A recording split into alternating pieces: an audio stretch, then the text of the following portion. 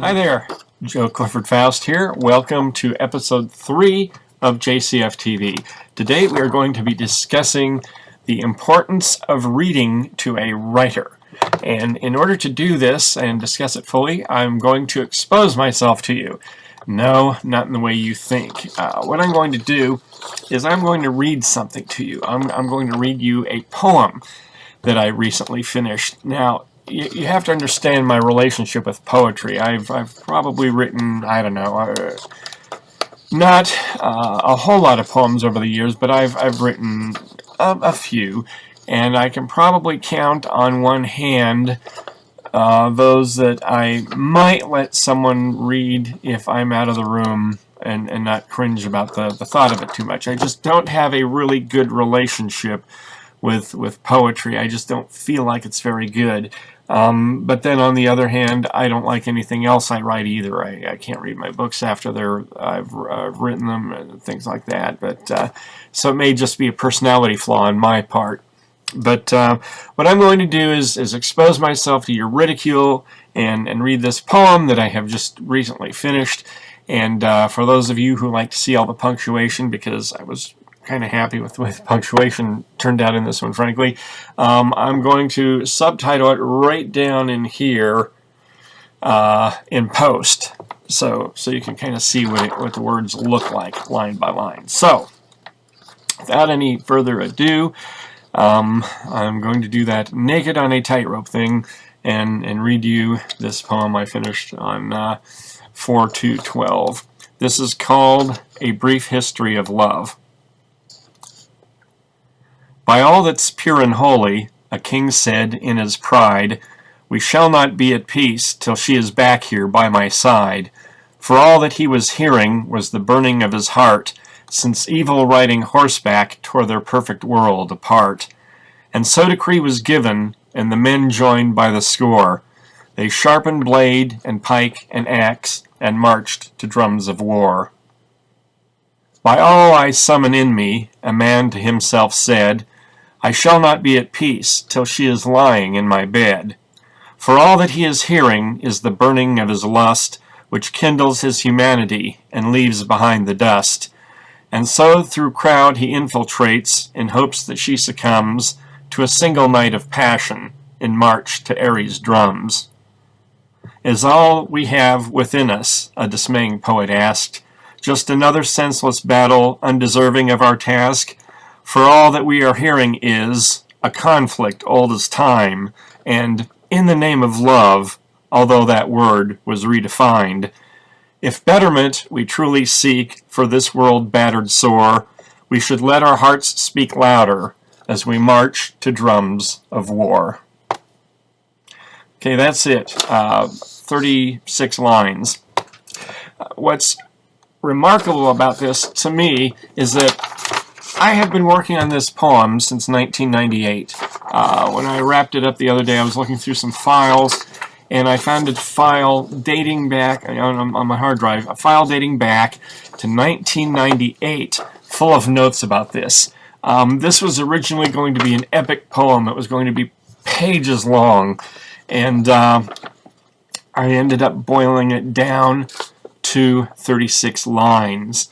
Now, here's how that happened. Ordinarily, I probably would have gone on in a normal Joe Clifford Faust kind of life, and I would have, if I decided to work on it at all, it's been sitting for a while, is end up writing it and having it be the epic poem, 5 or 6 pages long, like I had planned on it, and then, filed it away and never looked at it again. But something interesting has happened to me since the beginning of the year. At the beginning of this year, I had the chance to get into a literature class at a community college. When this class started, we read Robert Frost and Richard Cory, and I was like, okay, it's Old Home Week.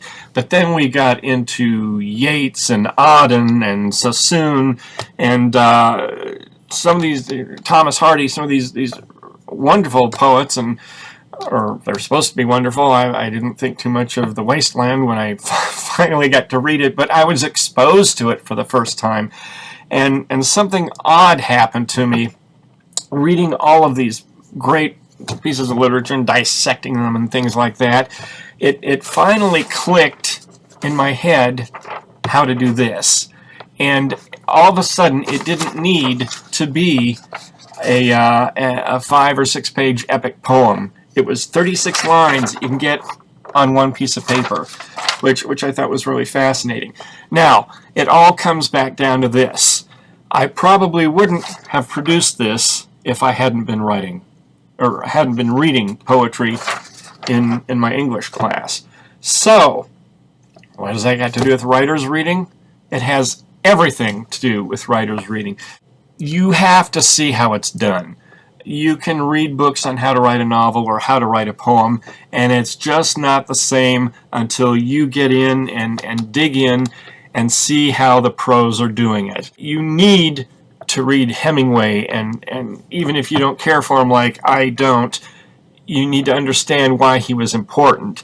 Heart of Darkness, which has massive paragraphs and is kind of ponderous to read because of that. They're not, Conrad's stories are not laid out like we lay out stories today, but you need to read it to see how he did it, and keep in mind the fact that English was his third language, for crying out loud.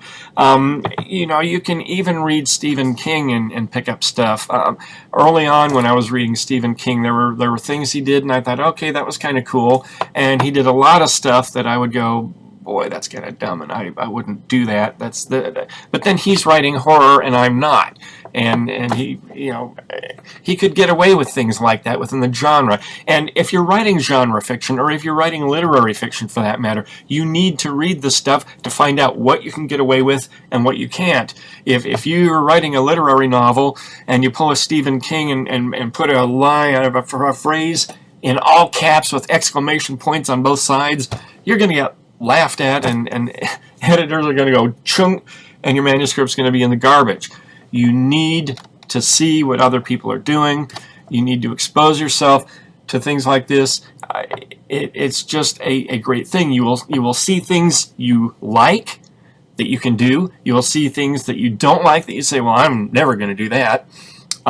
You will see things you would wish you had thought of, and you will see things that you probably can't do, even though you admire.